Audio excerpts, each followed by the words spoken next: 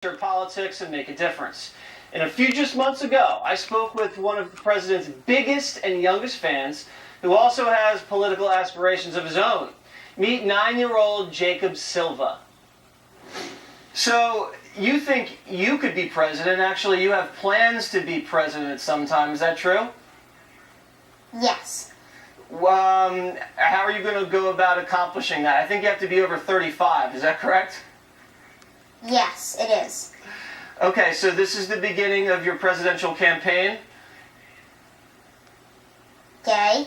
Okay. Actually, I think the real beginning of the campaign was when Ed Henry, one of our correspondents, discovered you at the inauguration. We got a mini Donald Trump. How old are you? 9. Where are you from? Rhode Island. And when did you get here? Did you have a long drive? We got here Wednesday night and the drive was 8 hours. 8 hours. Do you realize how much history you're going to be witnessing today at the age of 9?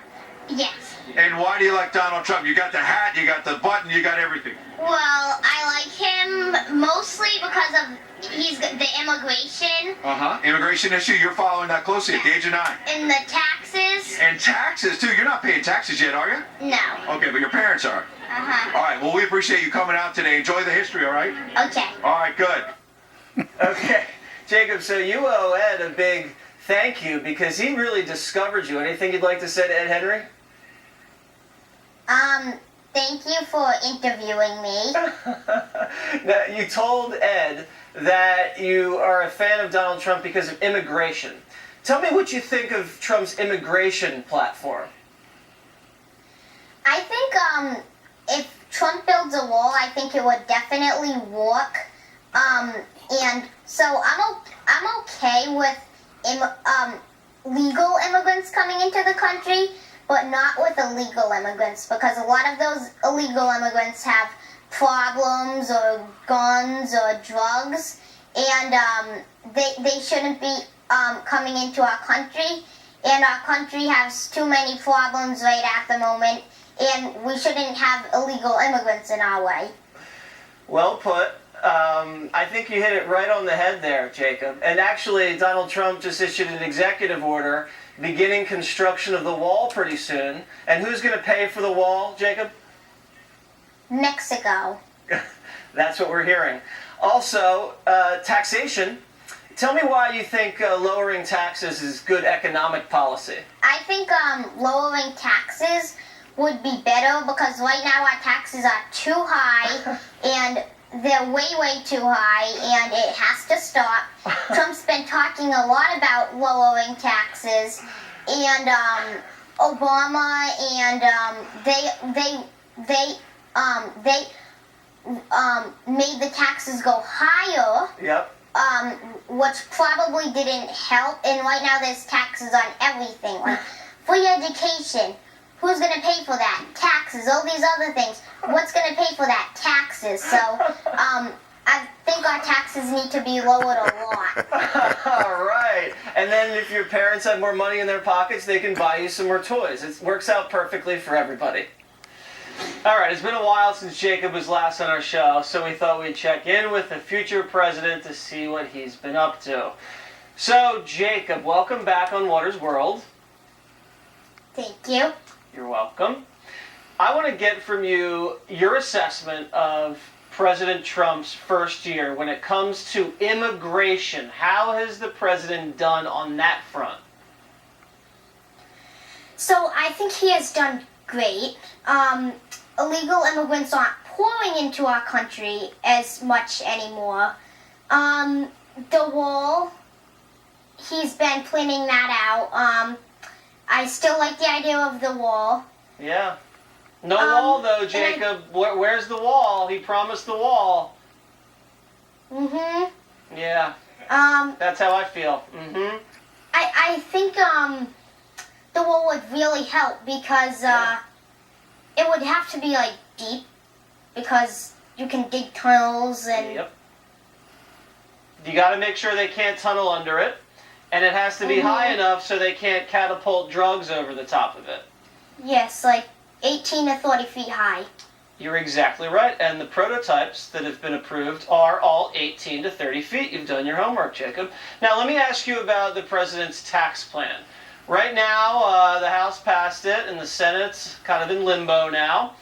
Do you think this is going to be good for America? I think lowering taxes would really help. It would put more money in the hands of Americans, and we would be able to buy more things that we would need. Right now our taxes are high, and I know that President Trump is working on that. Just the House and the Senate still have to kind of work it out to make it happen. And the same thing with the Obamacare, getting rid of that. Yeah, they might actually put the Obamacare repeal of the mandate in with the tax cuts. And who knows what's going to happen. Do you think Congress is going to do its job and pass tax relief? Hopefully. Yeah, well, Congress hasn't always done its job, so we're going to follow that closely. Trump's trip to Asia. Just got back recently. Very successful trip. Freed some UCLA basketball players. Played golf with the Japanese Prime Minister. What do you think was the best thing about Trump's Asia swing, Jacob? Mainly, he's making good relationship with countries overseas. And that's good because we need countries that are other countries in our support that what could help us in bad times, such as with North Korea. We're just in a bad situation with them. Yeah. I feel, yeah. How would you handle North Korea? What would you do, Jacob? I feel like Trump needs to be very strong with that because that is a very bad country and we're in a very bad situation at the moment because they have a bad leader. Yeah, Little Rocket Man. Mm-hmm. All right, well, we're going to take care of Little Rocket Man. Don't you worry. I heard you went to Mount Rushmore. Is that true, Jacob? Yes, it was a very breathtaking scenery, very great trip. Who do you think we should put on Mount Rushmore? Would you put Trump on Mount Rushmore? Yes. You would? I would probably, for TV hosts, put my friends you and Ed Henry on, and then Sean Hannity and Judge Janine. Jacob, have I ever told you how much I like you? Yeah, kind of. You've mentioned it. You're a very smart kid, Jacob, and I appreciate you coming on Water's World and keep paying attention and reading about all these policies. It seems like you have a really sharp head on your shoulders. You don't get teased for being a Trump supporter by your little elementary school friends, do you? You know, it's Rhode Island. It's politics. I can. I have friends that support me, but then there's others that don't. Yeah, well, you know what? Your elementary school is probably just as divided as the rest of the country, so you're just going to have to just keep pushing and making America great again, as your hat says. Jacob, thank you very much. Thank you. Still ahead, my exclusive